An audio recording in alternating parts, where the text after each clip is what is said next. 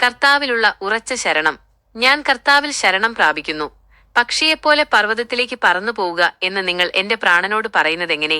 അടിസ്ഥാനങ്ങൾ തകർന്നു പോകുമ്പോൾ നീതിമാൻ എന്തു ചെയ്യും? കർത്താവ് തന്റെ വിശുദ്ധ മന്ദിരത്തിലുണ്ട്. കർത്താവിന്റെ സിംഹാസനം സ്വർഗത്തിലാകുന്നു. അവിടുത്തെ കണ്ണുകൾ മനുഷ്യപുത്രന്മാരെ നോക്കി ശോധന ചെയ്യുന്നു. കർത്താവ് നീതിമാനാകുന്നു. അവിടുന്ന് നീതിയെ സ്നേഹിക്കുന്നു. നേരുള്ളവർ അവിടുത്തെ മുഖം കാണും. എന്റെ ജീവിതത്തിലെ പ്രതിസന്ധികളിൽ ഭയപ്പെടാതെ അങ്ങയിൽ മാത്രം ആശ്രയിക്കാൻ എനിക്ക് കൃപ നൽകണമേ. സങ്കീർത്തനം 12.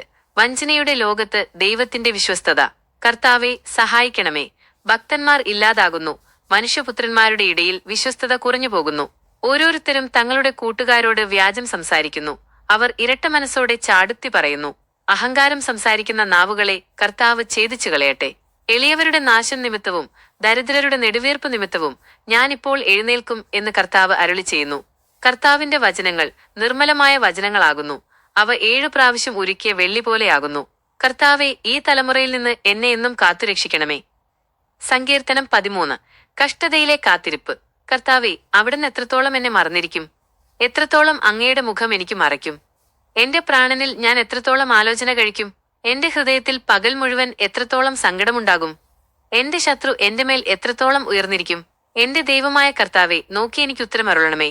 ഞാൻ മരണനിദ്ര പ്രാപിക്കാതിരിക്കേണ്ടതിന് എന്റെ കണ്ണുകളെ പ്രകാശിപ്പിക്കണമേ. എങ്കിലും ഞാൻ അങ്ങയുടെ കരുണയിൽ ആശ്രയിക്കുന്നു. അങ്ങയുടെ രക്ഷയിൽ എന്റെ ഹൃദയം സന്തോഷിക്കും. കർത്താവ് എനിക്ക് നന്മ ചെയ്തിരിക്കയാൽ ഞാൻ അവിടത്തേക്ക് പാടും. സങ്കീർത്തനം 14. ദൈവമില്ലെന്ന് പറയുന്നവരും ദൈവത്തിന്റെ ജനവും. ദൈവമില്ല എന്ന് മൂഢൻ തന്റെ ഹൃദയത്തിൽ പറയുന്നു. അവർ ദോഷം പ്രവർത്തിക്കുന്നു. നന്മ ചെയ്യുന്നവൻ ആരുമില്ല.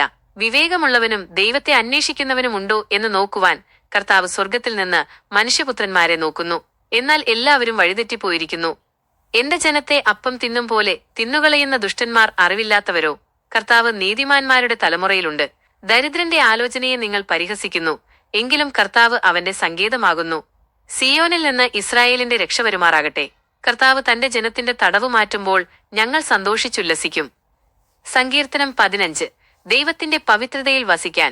കർത്താവെ, അങ്ങയുടെ കൂടാരത്തിൽ ആർ വസിക്കും? അങ്ങയുടെ വിശുദ്ധ പർവ്വതത്തിൽ ആർ പാർക്കും? നിഷ്കളങ്കനായി നടക്കുകയും നീതി പ്രവർത്തിക്കുകയും ഹൃദയപൂർവ്വം സത്യം സംസാരിക്കുകയും ചെയ്യുന്നവൻ തന്നെ. അവൻ തന്റെ നാവുകൊണ്ട് നുണ പറയുന്നില്ല.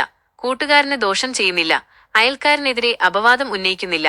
അവൻ കർത്താവിനെ ഭയപ്പെടുന്നവരെ ബഹുമാനിക്കുന്നു. സത്യം ചെയ്താൽ നഷ്ടം വന്നാലും അത് മാറ്റുന്നില്ല. പലിശയ്ക്ക് പണം കൊടുക്കാത്തവനും നിഷ്കളങ്കന് വിരോധമായി കൈക്കൂലി വാങ്ങാത്തവനുമായ മനുഷ്യൻ ഒരിക്കലും കുലുങ്ങിപ്പോകുകയില്ല. അങ്ങയുടെ സന്നിധിയിൽ വസിക്കാൻ യോഗ്യനായ ഒരു മനുഷ്യനായി എന്നെ രൂപപ്പെടുത്ത